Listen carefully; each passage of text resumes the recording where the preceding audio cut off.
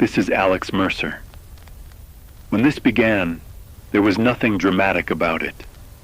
No emergency banners, no urgent alerts cutting into regular programming.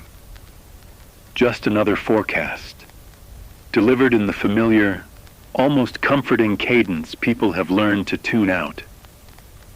A low-pressure system had settled over the region, common enough, seasonal even. Meteorologists expected it to pass within a day or two, nudged along by the jet stream like countless systems before it. But as the hours stretched on, something about it stopped feeling ordinary. Inside weather centers, the concern did not arrive all at once. It crept in quietly. Radar screens showed the same dense bands of rain regenerating again and again over the same coordinates, as if the atmosphere itself had forgotten how to move forward. Technicians refreshed models, recalibrated inputs, checked for sensor errors. At first, they assumed a glitch, solar interference, data lag, anything but the alternative. But then other stations confirmed the same thing. Independent systems, independent countries. The rain was not drifting, it was anchored. Forecasters began using softer language publicly. Continued showers, extended precipitation, words chosen to avoid alarm. But inside the labs, the vocabulary changed.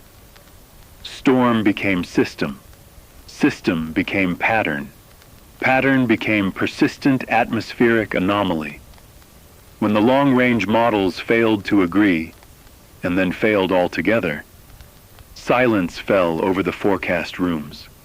Because models don't usually fail at the same time unless something fundamental has shifted. The question that no one wanted to ask out loud started forming anyway. Not how long will this last, but what if it doesn't end at all? As days passed, the nature of the rain itself became unsettling. It did not behave like storms people recognized. There were no violent downpours, no thunder announcing its arrival, no dramatic breaks where sunlight reclaimed the sky. Instead, it settled into a rhythmless persistence, a steady, uninterrupted fall. Not heavy enough to send people running indoors, but never light enough to forget.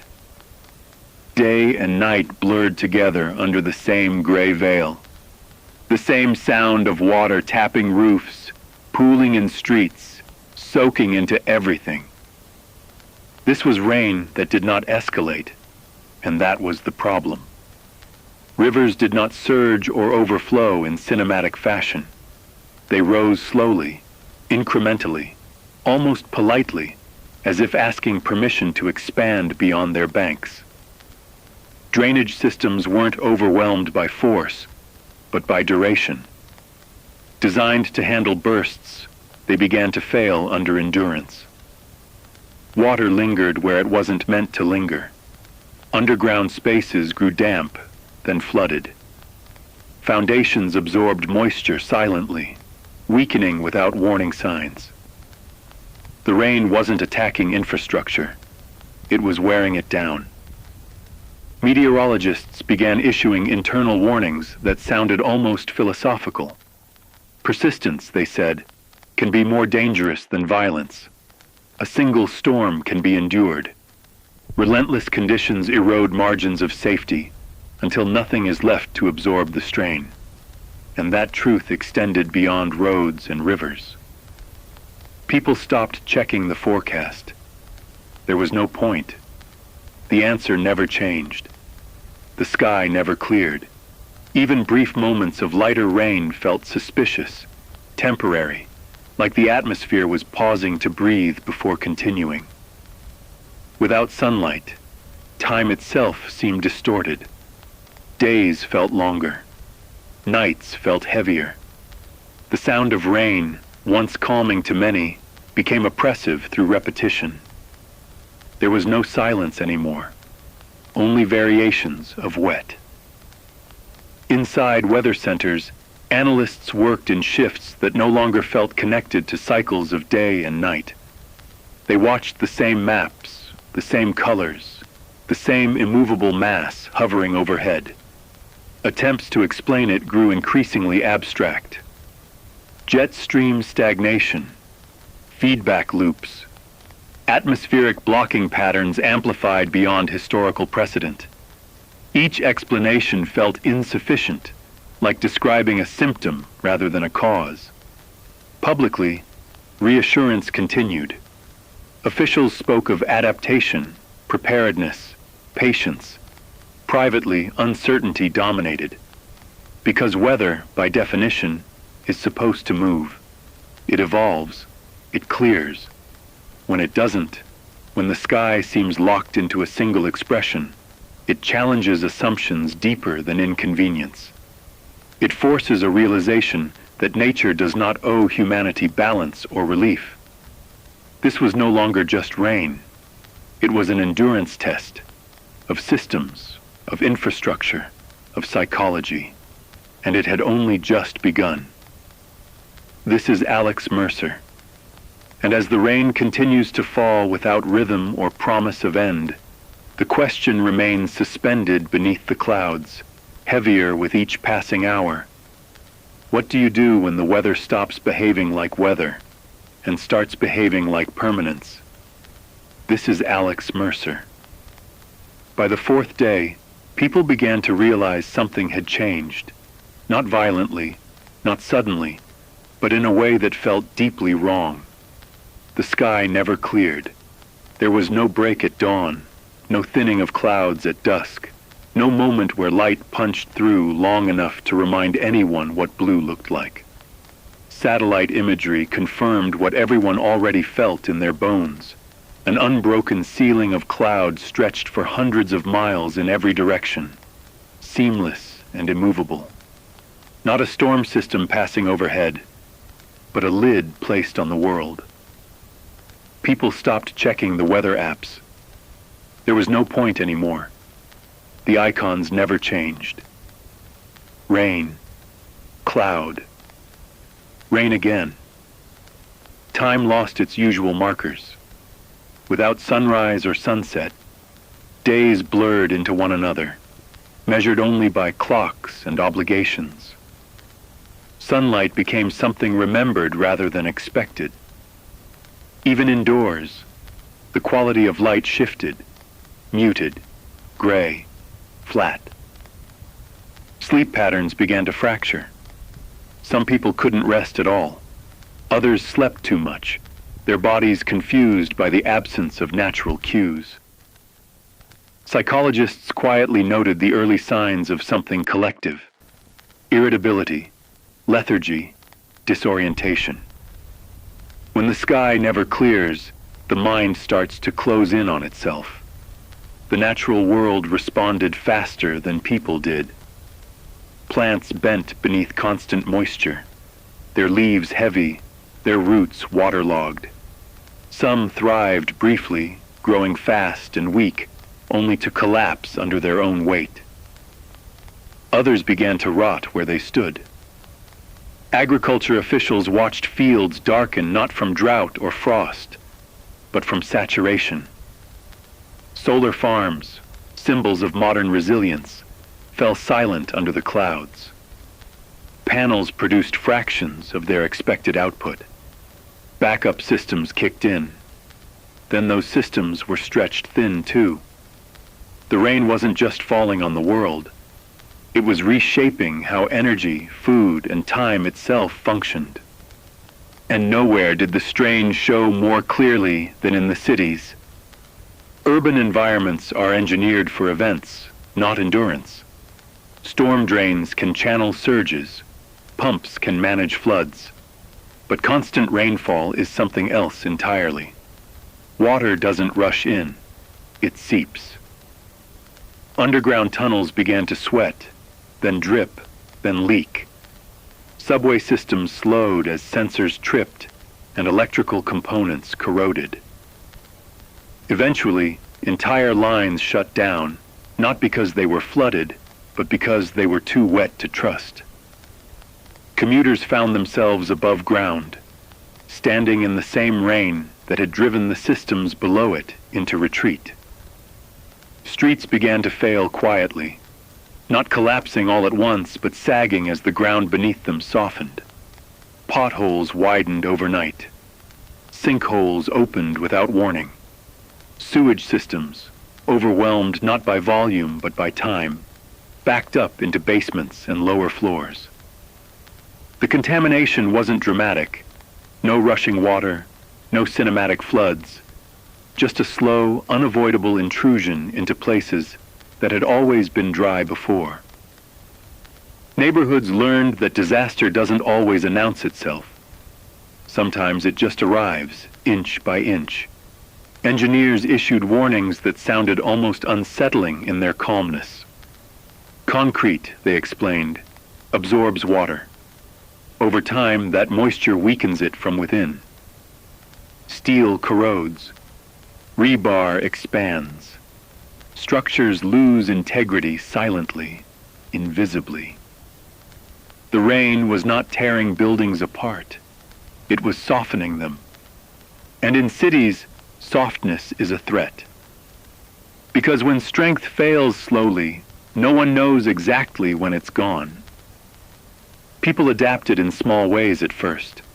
Umbrellas became permanent accessories. Clothes never fully dried. Homes smelled faintly of damp, no matter how often windows were opened. Then adaptations grew larger. Businesses closed lower floors. Transit schedules were rewritten. Insurance claims piled up faster than they could be processed. The question was no longer, when will this end? But how long can this continue before something irreversible gives way? This is Alex Mercer. The sky remains sealed. The rain continues its quiet work. And as cities saturate and sunlight fades from daily life, one truth becomes impossible to ignore. This isn't a storm passing through. It's a condition the world is being asked to live inside. This is Alex Mercer. Along the rivers, the danger arrived without drama. There were no sudden surges tearing through banks, no walls of water captured on phone cameras, no single moment authorities could point to and say, this is it. Instead, the water simply kept rising, slowly, persistently. Day by day, inch by inch, the river gauges told a story that felt almost unreal in its restraint. Each morning, the numbers were higher than the day before. Not enough to alarm the public, not enough to trigger sirens, but enough to erase what engineers call the margin of safety, the space between normal and irreversible. Rivers are expected to swell during heavy rain, and that expectation became the most dangerous comfort of all. Communities along the banks had seen this before, they told themselves.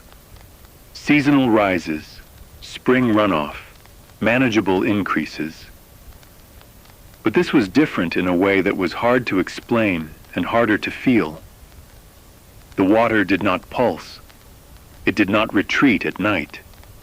It did not respond to brief breaks in rainfall, because there were no real breaks.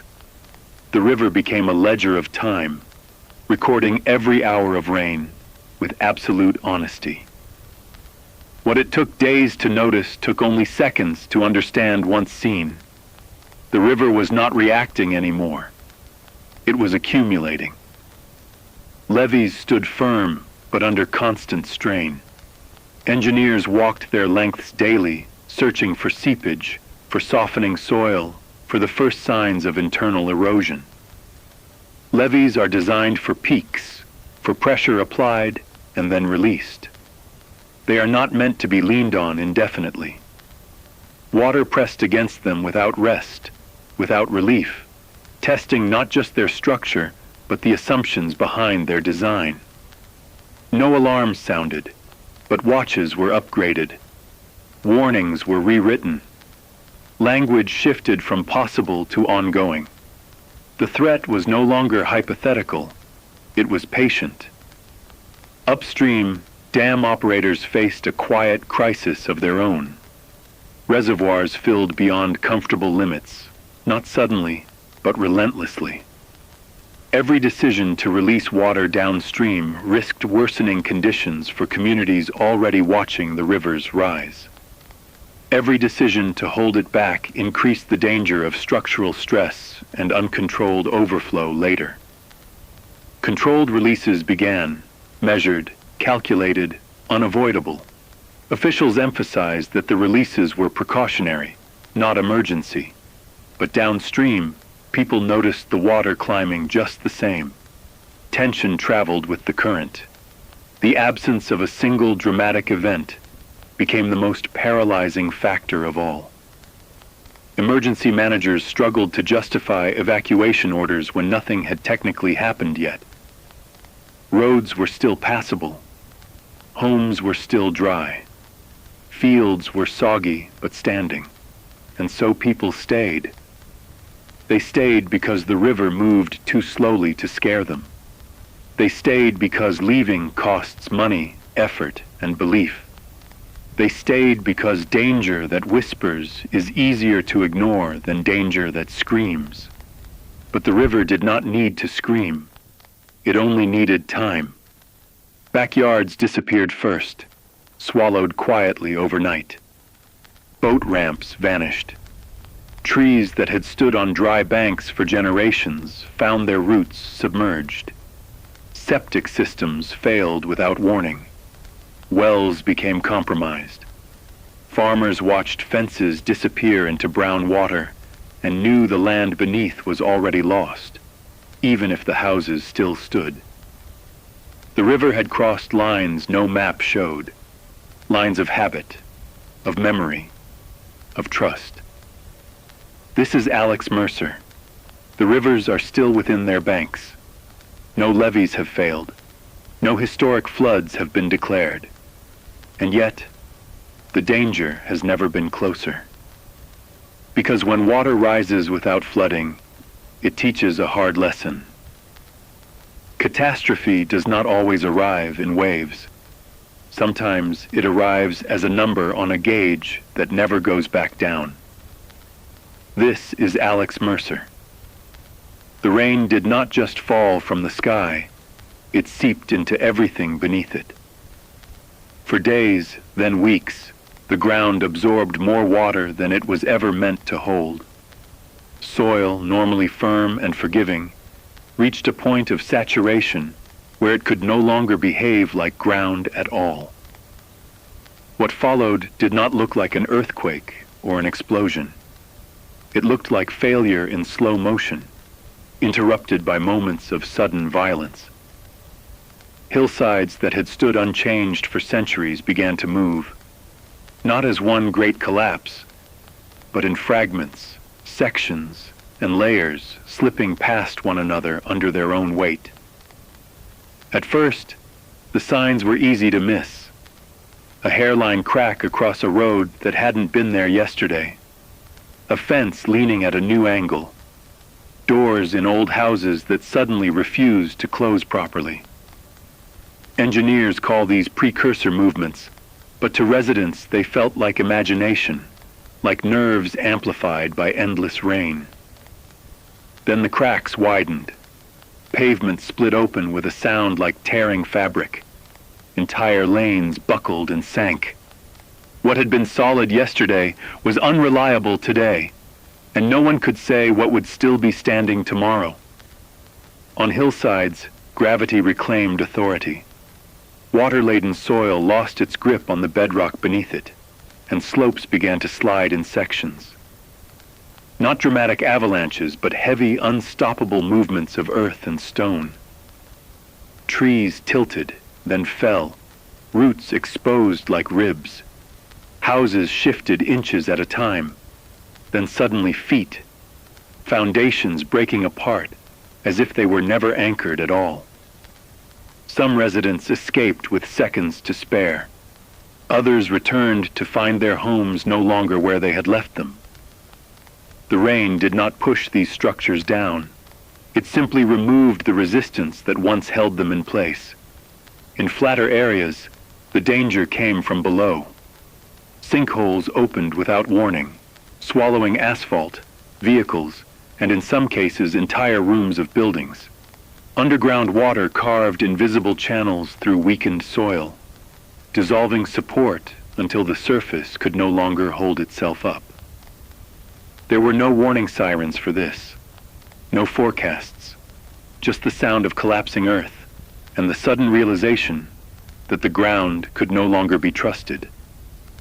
Streets were closed not because they were flooded, but because they might disappear. Emergency crews moved as fast as conditions allowed, but they were always reacting, never ahead of the threat. Every call came too late to prevent the collapse it reported. Firefighters, engineers, and rescue teams worked in constant rain, navigating unstable terrain that could shift beneath them at any moment. Heavy machinery was brought in cautiously, knowing that its weight alone could trigger another failure.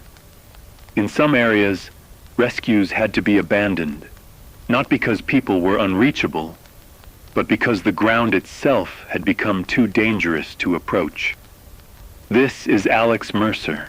The most unsettling truth to emerge from this phase of the rain is not the damage, it is the loss of certainty.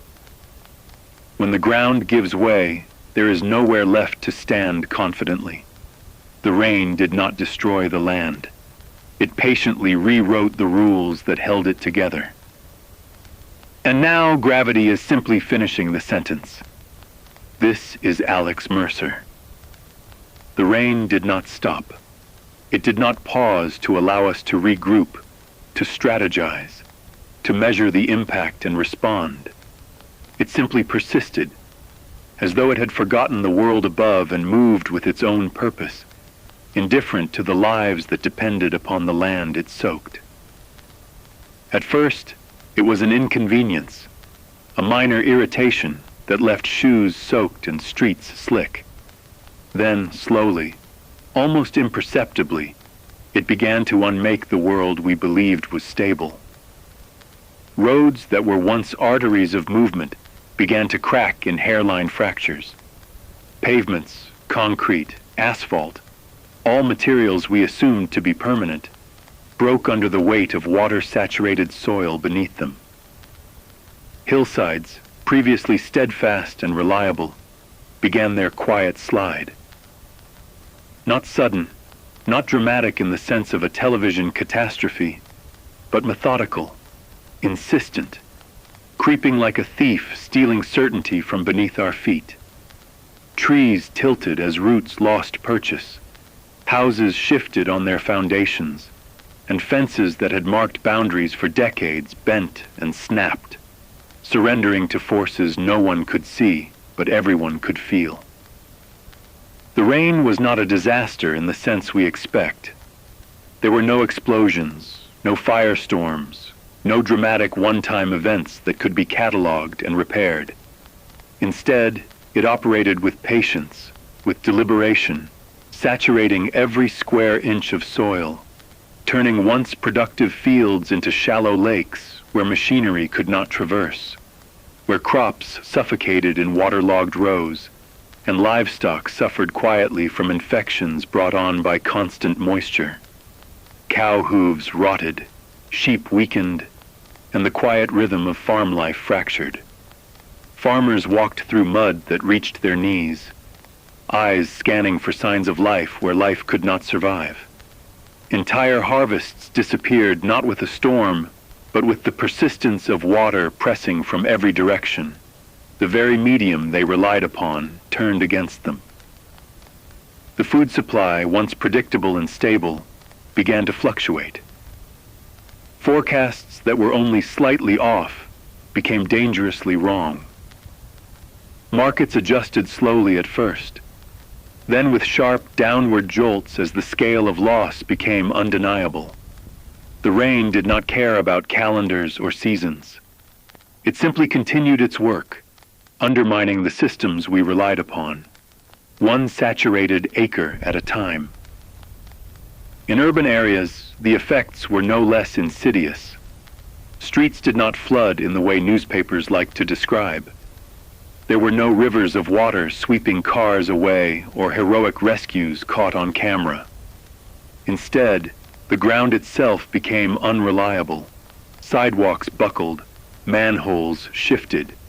Sewer systems designed to channel water away were overwhelmed not by sudden storms, but by the unrelenting persistence of wetness.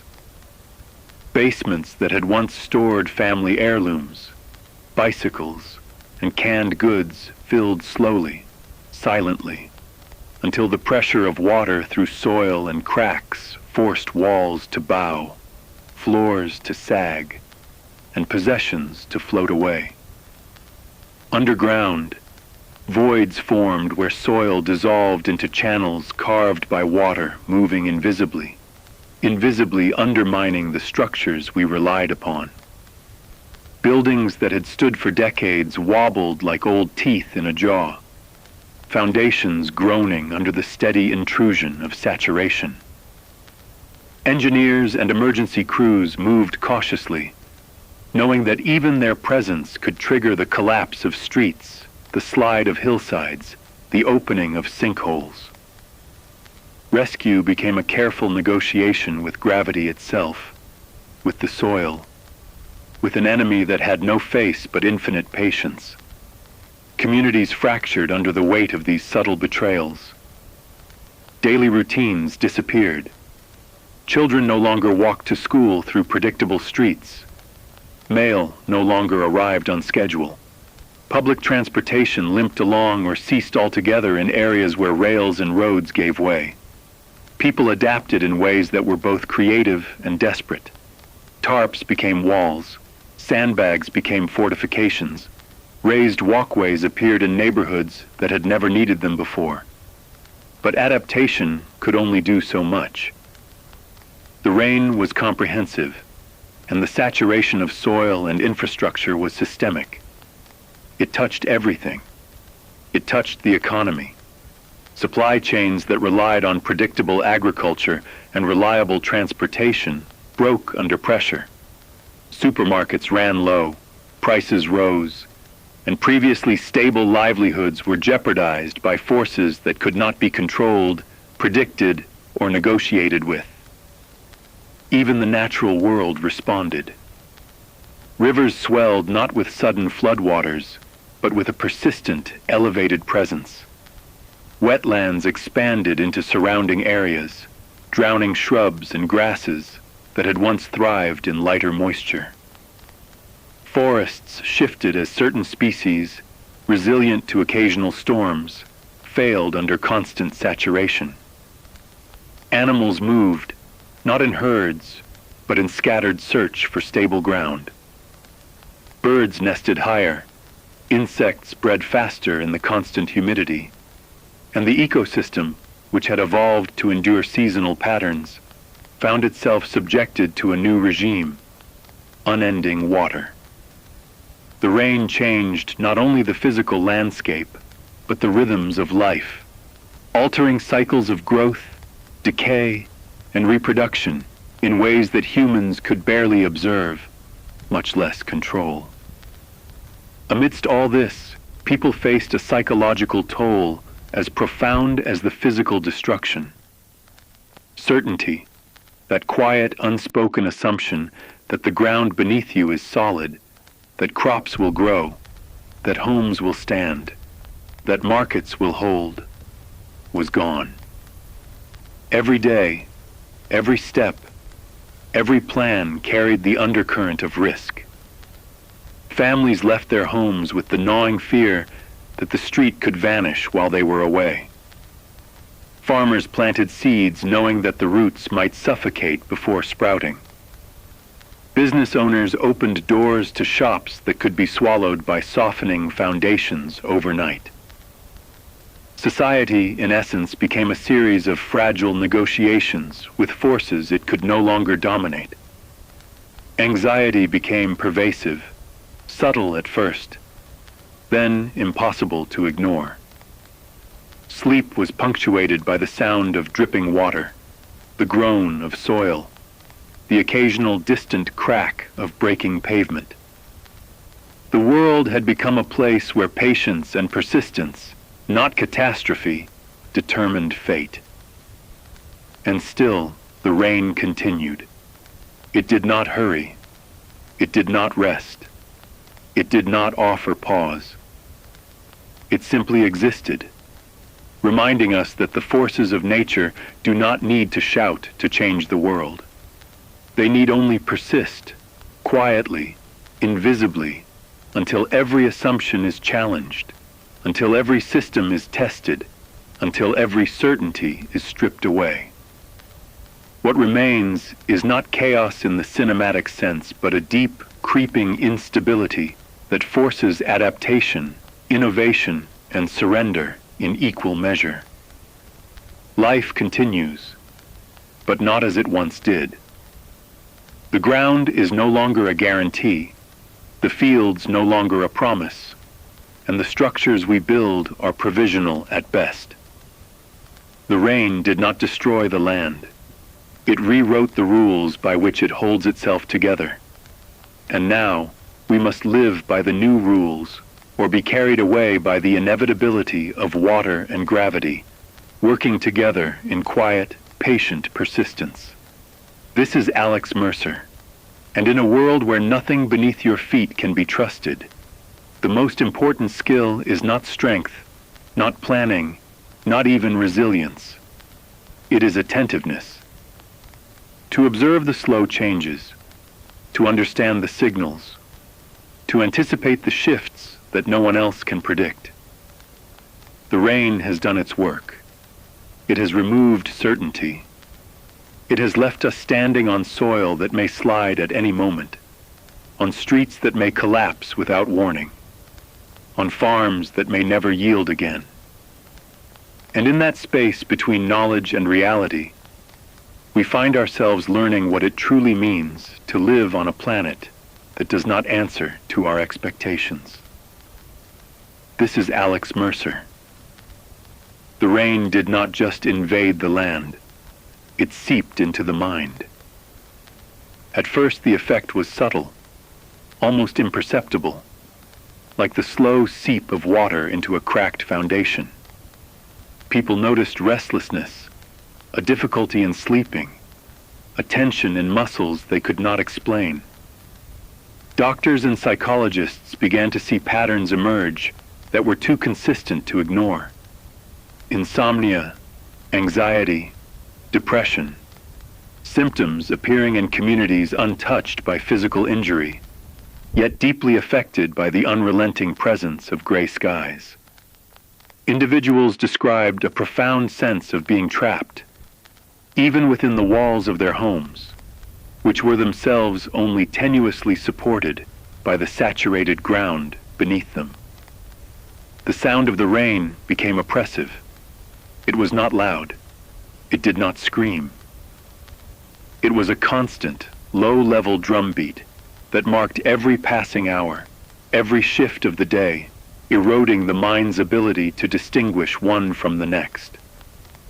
Time blurred. Days ran into nights, nights into days, and the familiar markers of routine, the morning sun, the evening glow, the seasonal shifts, were erased, leaving only the endless, featureless wash of gray. Circadian rhythms, those internal clocks finely tuned over millennia, fractured under this persistent wetness.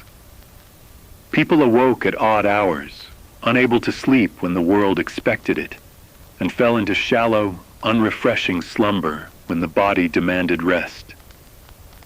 Meals lost their cadence. Work hours stretched and contracted unpredictably. Social interactions became strained. Faces in meetings, in shops, on streets that were still passable, seemed hollowed, tired in ways that were not simply physical.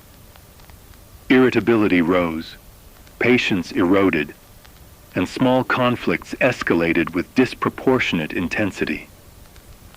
Communities, already stressed by the slow failure of infrastructure and crops, began to fracture under the invisible pressure of psychological fatigue. And yet, there was no dramatic event to explain it. No single tragedy.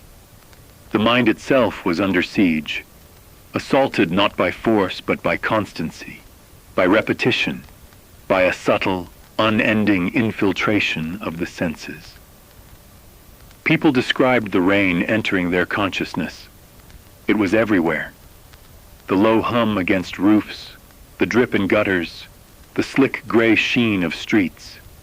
It permeated homes, offices, schools, spaces that were theoretically dry, safe, separate from the chaos outside.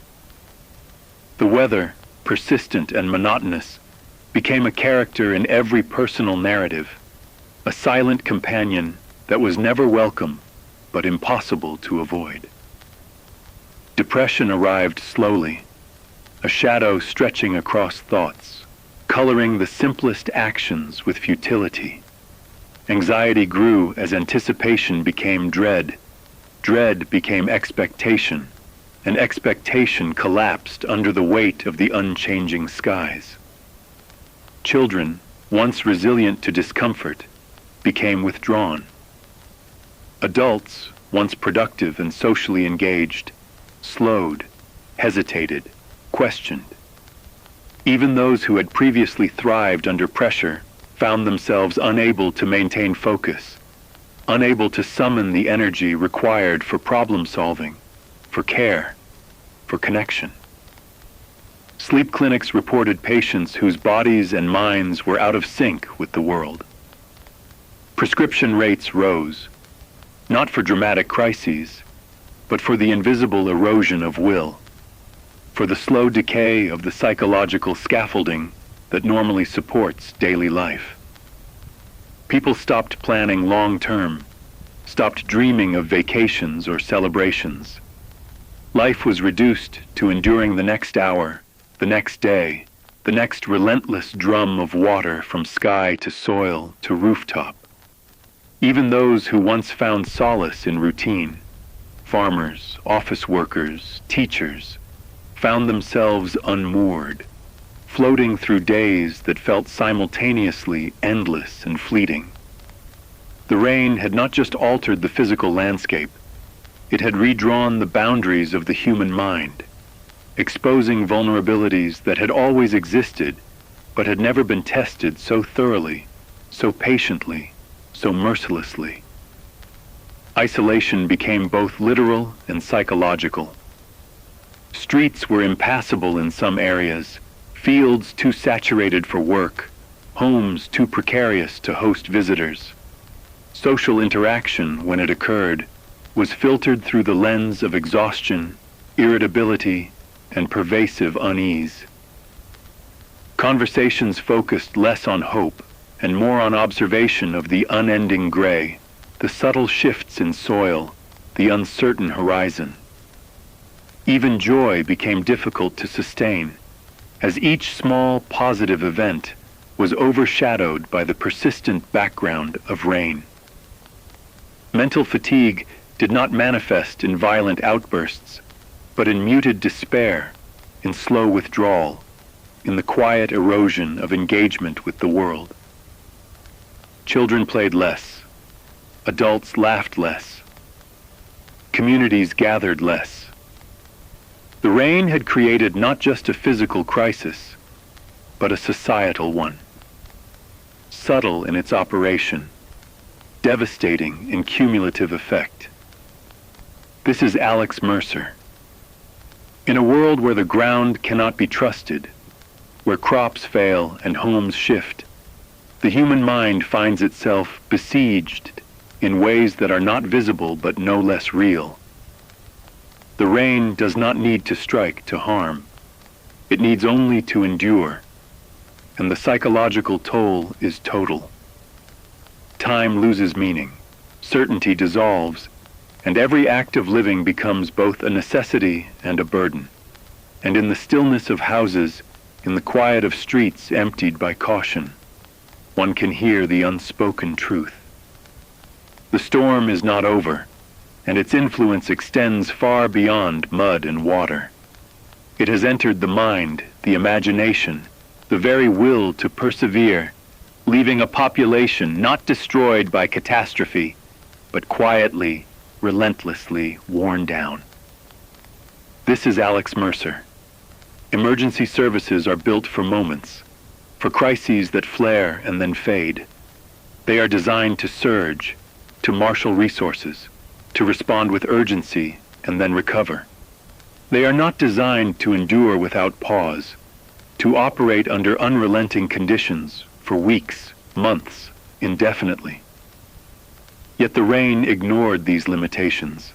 Calls came continuously, a never-ending stream of collapsed roads, submerged vehicles, waterlogged homes, and landslides in slow motion. Each dispatch was urgent, each emergency real, and each response chipped away at the finite capacity of personnel and equipment alike. Firefighters waded through mud-soaked streets, hoses slipping underfoot, engines sputtering as water clogged systems and saturated machinery. Police patrolled streets that no longer resembled the maps they had memorized, guiding stranded residents, responding to disputes born from stress and frustration, and constantly reassessing which routes were even passable. Ambulances creaked through neighborhoods where pavement had buckled or disappeared, paramedics navigating a shifting landscape while carrying the sick or injured through waterlogged terrain. There was no reprieve. There was no after to catch their breath. Every action consumed energy that could never fully be replaced, and every emergency left the system incrementally weaker for the next. Fatigue became cumulative, insidious, visible not only in weary eyes but in the small mistakes, the slow mechanical failures, the missed communications. Radios failed, lights flickered, engines overheated. Pumps designed to drain water could not keep pace, their output insufficient against the constant saturation of soil and streets. Crews that once rotated with relief found themselves running beyond safe limits, each shift bleeding into the next. The rain, patient and unyielding, imposed a new metric: endurance. How long could a system designed for spikes operate at a constant peak? How long before stress and wear created cracks as dangerous as those appearing in the hillsides? Hospitals operated at capacity, waiting rooms overflowing, equipment sterilized as best as possible between patients, but stretched thin by constant demand. Fire stations became staging grounds not for training or readiness, but for survival. Fuel, food, sleep, all necessary for the human and mechanical components of emergency response, began to feel finite. And yet the rain continued, heedless of schedules, calendars, or the limitations of human organization. Even minor incidents became magnified under the weight of saturation. A fallen tree blocking a side street required careful removal, lest it trigger landslides or collapse power lines. A flooded basement could not simply be pumped out. Crews had to assess whether the surrounding ground could hold the weight of equipment and personnel. Vehicles stranded in mud could not be retrieved without risking the rescue team itself. Each call required not only immediate response, but calculation, caution, and repeated reassessment. In many ways, the rain forced emergency services to operate as if every situation were high stakes and high risk, which it was, but at a tempo no human institution had been trained to sustain. The mental toll mirrored the physical toll. Dispatchers repeated the same warnings over the radio.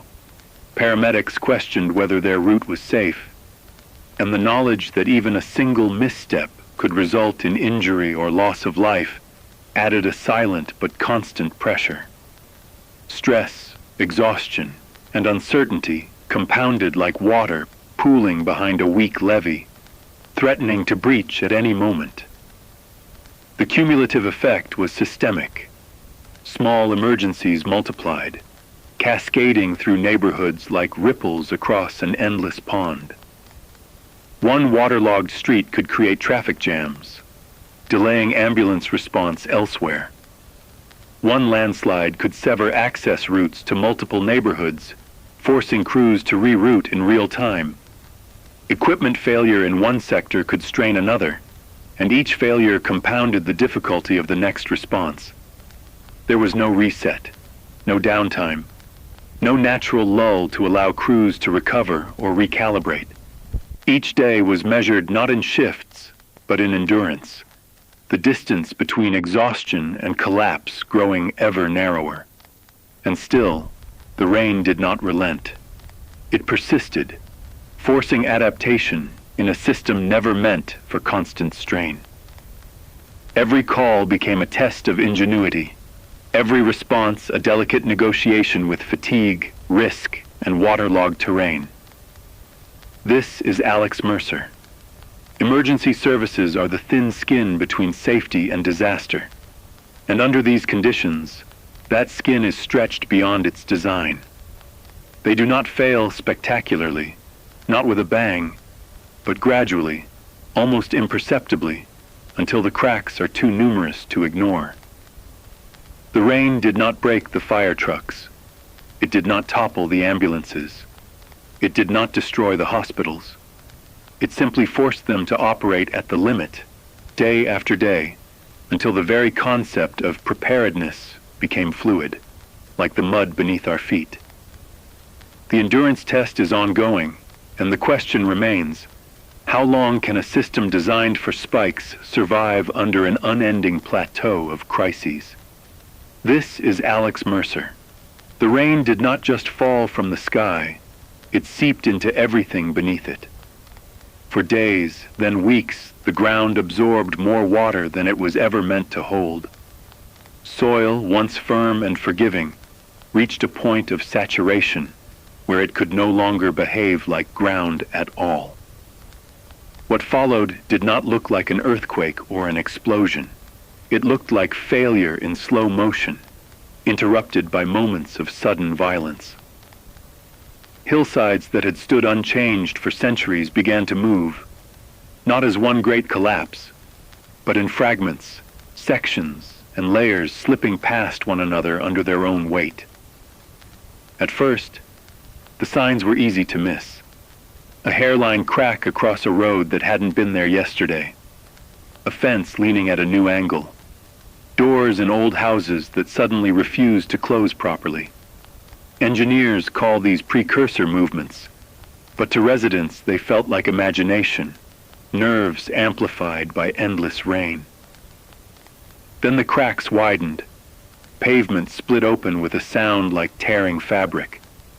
Entire lanes buckled and sank.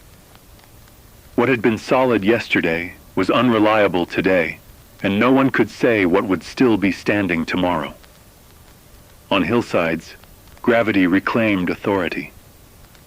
Water-laden soil lost its grip on the bedrock beneath it, and slopes began to slide in sections.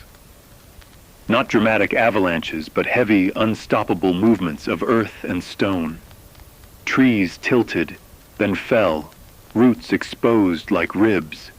Houses shifted inches at a time, then suddenly feet, foundations breaking apart as if they were never anchored at all. Some residents escaped with seconds to spare. Others returned to find their homes no longer where they had left them. The rain did not push these structures down. It simply removed the resistance that once held them in place.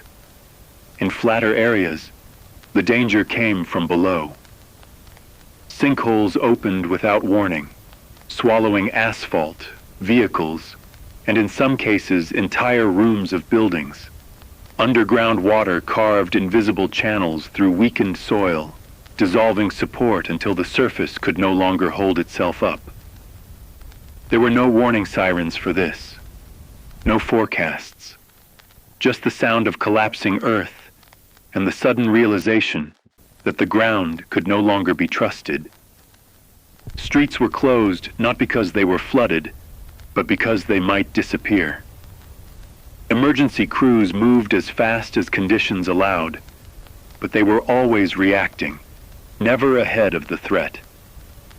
Every call came too late to prevent the collapse it reported. Firefighters, engineers, and rescue teams worked in constant rain, navigating unstable terrain that could shift beneath them at any moment. Heavy machinery was brought in cautiously, knowing that its weight alone could trigger another failure.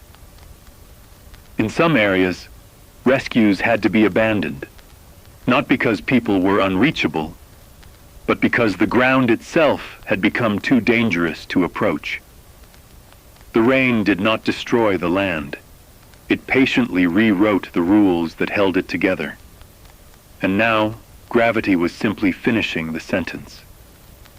But the damage was not confined to hillsides or roads.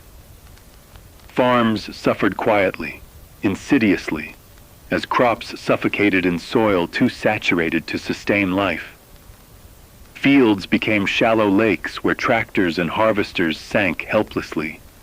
Roots, deprived of oxygen, turned black and brittle, and plants drooped under the weight of water pressing in from every satchuha.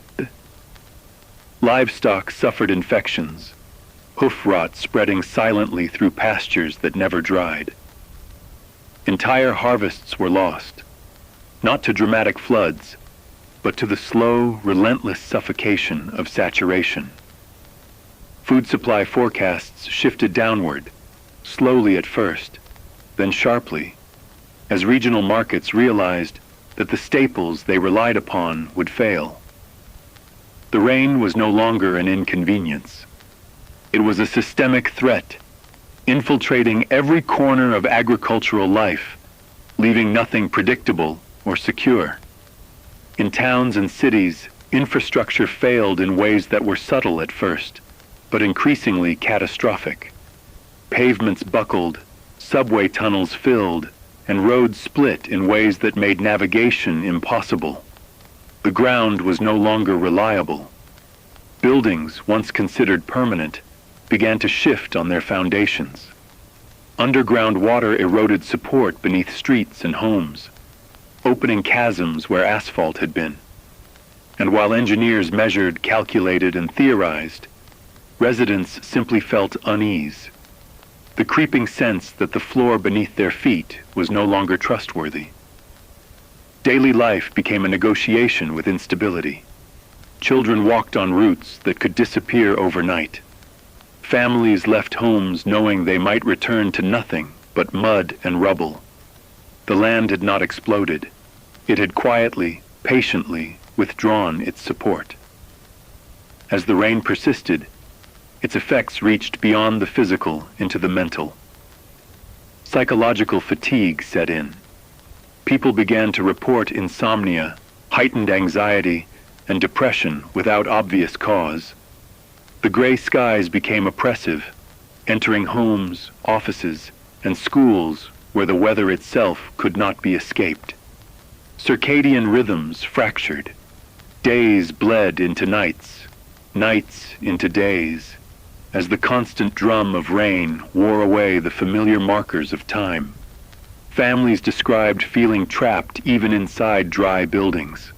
The rain entered the mind, not violently, but constantly, an invisible pressure pressing down on thought and emotion.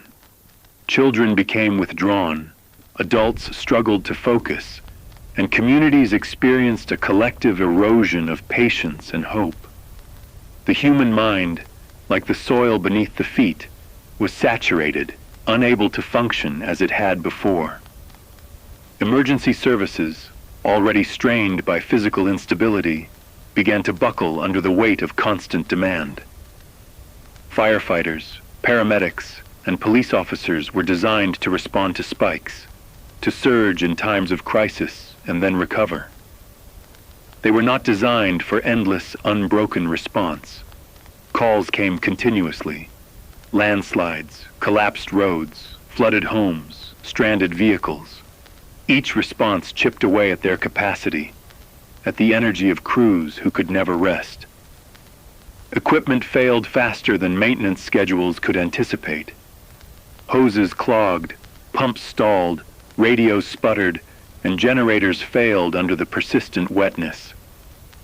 Fatigue became cumulative, mental and physical, leaving teams stretched thin, responding to emergencies while worrying whether they themselves could navigate the saturated landscape safely.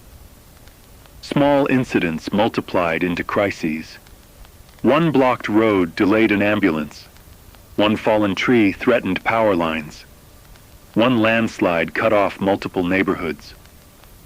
There was no reset, no pause, no relief. The rain was an endurance test for systems never built to endure indefinitely. Power began to flicker. Electrical infrastructure, often invisible until it fails, became fragile under persistent moisture. Transformers absorbed water, substations flooded, power lines sagged as poles leaned into saturated soil. Outages, once isolated, spread to entire districts, then entire regions.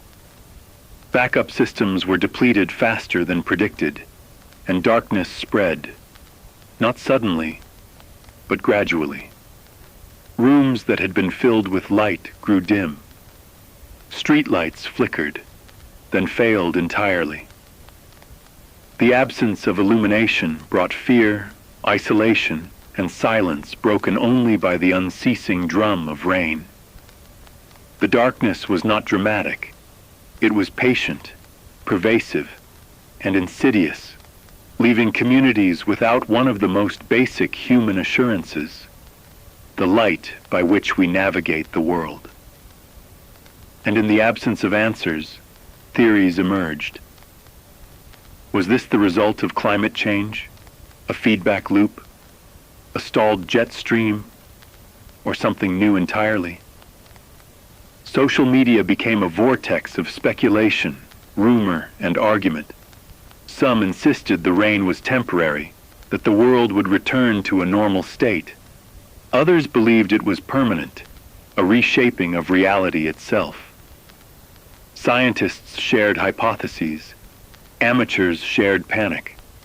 Without explanation, the rain became not just a physical crisis, but a mental and social one, a force magnified by the collective fear of uncertainty. Every unbroken hour, every flooded street, every shifting hillside reinforced the sense that the world was no longer predictable, that every plan, every expectation was vulnerable. This is Alex Mercer. The most unsettling truth of this phase of the rain is not the visible destruction. It is the loss of certainty. Crops die, roads buckle, homes shift, power flickers, emergency crews strain to braking, and minds falter under the weight of relentless gray. The rain does not destroy with a bang. It destroys with endurance, with patience, with the slow erosion of what we take for granted. The ground, the infrastructure, the food we rely upon, the systems that protect us, and the human psyche itself. None can escape the persistent, quiet power of water. It does not scream. It does not explode. It simply exists, and in its existence, it rewrites the rules of life. And in that rewriting, all of us are forced to learn the meaning of living without certainty, standing on soil that might slide at any moment, navigating streets that might collapse, under skies that have no end. The rain does not announce its victory. It simply continues. And those who remain watch, listen, and endure, aware that patience, not strength, not ingenuity, not will, may be the only shield left against its quiet, relentless persistence. This is Alex Mercer. The rain, relentless and patient, became not just a force of nature, but a test of authority, of human organization, of the very systems we rely upon to provide reassurance. Government officials stepped forward, cameras trained on their faces, statements prepared with calm precision. They spoke of monitoring, of aid, of adaptation. They outlined plans, spoke of teams mobilized, of resources being directed where they were needed most. But the one question that hung over every word, that lurked behind every carefully chosen phrase, was never answered. When will it stop? Officials avoided timelines, avoided speculation, because no one could answer that question. And without an answer, their reassurances rang hollow. Words became a shield that could not hold back the anxiety settling in the hearts of citizens, a shield of sound against the invisible, persistent weight of water falling from an endless sky. People listened, nodding politely, but each dropped raindrop that struck the roof or tapped against the windows reminded them that no statement could control the reality pressing down upon them. The presence of authority became almost irrelevant in the face of patience, water's own inexorable, methodical patience. And so the people began to adapt, not because they believed the rain would cease, but because they feared it would not. Umbrellas became permanent fixtures, carried indoors as routinely as wallets or keys. Architecture evolved, small changes that hinted at necessity. Steep roofs to shed water that never stopped. Elevated walkways above saturated ground. Drainage systems expanded and improvised. Streets were lined with sandbags and channels. Improvised rivers guiding water away from homes and businesses, only to find that the sheer persistence of rainfall overwhelmed every innovation. Schedules shifted. Work, school, and social activities adapted to patterns dictated not by sunlight or comfort, but by the limitations imposed by constant wetness and instability. Communities developed unspoken codes, routes that were safe to travel, times when rescue crews might still move efficiently, methods to communicate without relying on electricity, which flickered and failed. Life continued, but it was a life reshaped, redefined, measured not by old rhythms, but by the demands of survival under endless gray skies. Even human behavior, subtle gestures, and routines shifted to accommodate this new reality. Children walked to school in waterproof gear that had once seemed excessive. Adults planned errands and work around the softest, least waterlogged surfaces. Festivals, celebrations, and public gatherings were no longer scheduled according to seasons, but according to drainage, soil stability, and power availability. Culture adapted quietly, imperceptibly, as if life itself had become a negotiation with the rain. People learned to live with uncertainty, to accept that the ground beneath their feet might not hold, that electricity might fail mid-conversation, that rescue services might be delayed by shifting roads or rising mud. Adaptation was not heroic. It was mundane, painstaking, necessary. It became the only form of resilience available when certainty had been removed from the equation. And in this adaptation, something else emerged, a subtle communal knowledge, a network of observation, improvisation, and quiet communication. Neighbors checked on neighbors along elevated walkways. Messages were left in visible locations, instructions for movement, alerts for shifting soil, warnings for flooded areas. Communities that had once relied on official channels now relied as much on each other, on shared observation, on the collective intuition honed by weeks of endurance. Life under gray skies required attention, patience, and an acceptance of impermanence. Nothing could be taken for granted.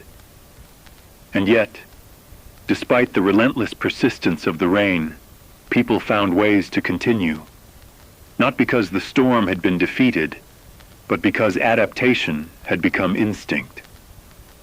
They had learned to live with water in ways both visible and invisible, adjusting every facet of life to accommodate the one certainty that remained. The rain was not leaving. This is Alex Mercer. Officials could outline plans. Engineers could build channels and barriers. Citizens could adapt their routines, their architecture, their expectations. But the rain refused to acknowledge any of it. It continued, unrelenting, patient, indifferent to timelines, speeches, or strategies. And in this endless persistence, humanity discovered a fragile form of resilience, not the control we so often claim to wield over nature, but the quiet, necessary compromise of living with a force too patient, too thorough, too indifferent to ignore. The new normal had arrived, shaped not by catastrophe, but by endurance, by the slow negotiation between water and the human spirit. And in that negotiation, life continued, measured in puddles crossed, sidewalks navigated, and roofs that held, just barely, against the unbroken gray. This is Alex Mercer, and then it stopped. Not gradually, not with the soft easing one might expect from the patience of persistent rain, but abruptly, almost shockingly, the steady rhythm of water striking roofs, streets, and soil simply ceased. Silence arrived first. A heavy, almost impossible quiet filled the spaces that had long been dominated by the unbroken drum of rainfall. People paused in their homes, in their work, in the streets that were slowly reclaiming their form after months of saturation. It was not the cheerful, liberating quiet of a sunny morning. The sky remained gray, low and thick, pressing down with the weight of months without reprieve. Yet for one fragile hour, the world was dry. For 1 hour, puddles ceased to ripple, rooftops ceased to drip, and every leaf, blade of grass, and sodden street seemed to hold its breath, suspended in this unexpected pause. Children, those small observers of rhythm and change, emerged first. They stepped into streets without boots splashing through waterlogged puddles. They tilted their heads, scanning the gracious ceiling above them, hands outstretched, as if to touch the absence of rain itself. They spoke in hushed, tentative whispers, testing the boundaries of this anomaly. Adults followed more cautiously, stepping into alleys and sidewalks, shoes carefully avoiding the deepest pools. There was no celebration. Not yet. It was impossible to celebrate something so fragile. Months of relentless weather had taught a quiet lesson. Hope could arrive, but it could just as easily vanish without warning. The pause was not a promise. It was an interruption, an anomaly, a single untested hour of reprieve. People moved slowly, almost ceremoniously, as though the very act of stepping outside required negotiation with months of skepticism. Neighbors spoke across fences and doorways, their voices soft, cautious, carrying the fragile weight of tentative optimism. Conversation revolved not around joy, but around observation. The rain stopped. The puddles aren't rising.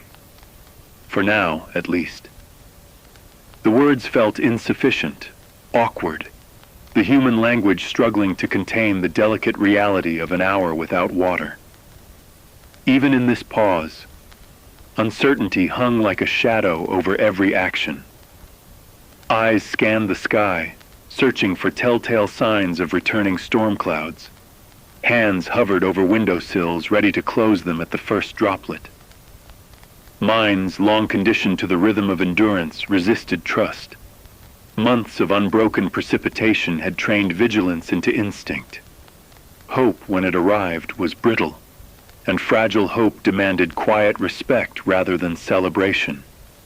And yet, In that silent, dry hour, life began to stretch in subtle, almost imperceptible ways. Doors that had swollen and refused to close in wet humidity now moved freely again. Children ran across sidewalks without splashing into waterlogged puddles. Laundry, hung out days ago, shook in the absence of rain, a tentative gesture toward normalcy. Dogs hesitated at thresholds, unsure of this unfamiliar quiet. Farmers stepped into fields, mud clinging to their boots, peering at crops that had been under constant siege, assessing not for growth, but for survival. In homes, families moved cautiously, aware that even small actions, turning on lights, opening cupboards, felt different in the absence of the constant percussion of water. The hour passed slowly, measured not in minutes, but in the tension of waiting, in the careful observation of absence, in the collective, almost religious attention to a moment that may not repeat. This is Alex Mercer. The first clear hour did not bring relief. It did not bring joy. It brought silence, and in that silence the full weight of endurance revealed itself. People went outside not to celebrate, but to remember a world without constant rain, to test the boundaries of possibility, to measure how fragile hope could be before it was threatened once again. They waited, watched, and observed, knowing that the sky had grown accustomed to patience and persistence, and that the world could return to its relentless rhythm at any moment. For 1 hour, humanity stood in a dry pause, suspended between fear and cautious optimism, learning in the quiet that endurance and vigilance would remain as essential as shelter, food, and community. This is Alex Mercer. The rain has not ended. It does not roar. It does not announce itself in grandiose gestures. It simply continues, patient, insistent, a quiet, unyielding presence that has become the metronome of life itself. Streets remain waterlogged. Hillsides, still trembling from months of saturation, shift slowly under their own weight. Crops, roots suffocated for weeks, cling to survival as best they can. Emergency services operate at the edge of exhaustion. Power flickers unpredictably. And yet, humanity endures. We wait. We adapt. We survive. And in this waiting, a new kind of observation emerges. Not the frantic gaze of expectation, but the attentive watchfulness of one who knows that nature's rules have changed, and that patience, precision, and awareness are now the most vital tools of all. We watch the clouds, low and unbroken, stretching across horizons that were once familiar and predictable. The sky is no longer a backdrop to life. It is a participant, a force to be observed, measured, and respected. Every shift in tone, every faint darkening or lightening, every subtle movement of wind through saturated leaves is a message, a signal, a data point in a world where conventional systems no longer provide certainty. Children, who once raced through the streets without thought for the weather, now tilt their heads at the sky, learning the subtle grammar of clouds, the patterns that hint at pause or escalation. Adults, hardened by months of endurance, glance upward before every journey, every errand, every simple decision, because the sky now dictates the boundaries of possibility. Communities have developed their own lexicons for these observations, words for light drizzle, for saturated humidity, for the deceptive lull that signals nothing. Life has become a negotiation with what cannot be controlled, a daily conversation with patience itself. The human body and mind, long challenged by relentless rain, adapt further in ways almost imperceptible. Routines bend to the rhythm of precipitation. Work, schooling, and leisure exist within the allowances provided by soil stability, power availability, and flood risk. Families and neighbors communicate not only through technology, which is unreliable, but through visual cues and shared understanding. A fallen branch signals a rerouted path. A slowly swelling puddle dictates which streets are passable. The silence between storms, when it comes, is just as carefully observed as the rainfall itself. People no longer act with blind optimism. They act with awareness, with calculation, with humility. Survival is not a battle to be won, but a state of continuous, patient adaptation, a dialogue with forces that neither yield nor relent. And in this dialogue, something else emerges, a quiet resilience, a collective endurance that is neither heroic in the traditional sense nor glamorous in its visibility. It is the small decisions made each hour, a farmer carefully stepping through softened soil to check on a struggling crop, a parent guiding a child across a muddy street, neighbors coordinating elevated walkways to maintain community connection, technicians keeping flickering power alive just long enough to maintain essential services. Each act is a negotiation with the rain, a test of observation, patience, and the ability to endure without certainty. Life continues not because the rain has been defeated, but because humanity has learned to move in step with it, to respect its persistence, and to shape existence around its rhythm. This is Alex Mercer. We do not know when the skies will clear. Perhaps they will not, for weeks, months, years even. Perhaps this is the new normal, a world measured not by days or seasons, but by puddles, soil saturation, and the subtle gestures of clouds overhead. And yet humanity persists. We wait, we endure, we adapt, we observe, we listen, even when the sky refuses to speak back. In the quiet patience of watching, in the small, careful adjustments of daily life, we discover that survival is not always about defiance. Sometimes it is about humility. Sometimes it is about learning the language of endurance, about standing firmly, not against nature, but with it, aware of every shift, every tremor, every pause, ready for the moments when the world gives us even a single hour of quiet. The rain has not ended, but neither has humanity, and in that coexistence, in that quiet negotiation, life continues, fragile, attentive, and unbroken. This is Alex Mercer, and so we leave you tonight, not with the certainty of endings, but with the quiet recognition that some stories have no conclusion. The rain continues, the skies remain gray, streets shift, hillsides move, crops struggle, and power falters. Lives are measured in careful steps, in watchful glances at clouds, in small acts of endurance that collectively keep society from unraveling. There is no grand finale, no singular moment of triumph, no sudden resolution. There is only the ongoing dialogue between humanity and a world that refuses to yield, a conversation conducted in patience, observation, and resilience.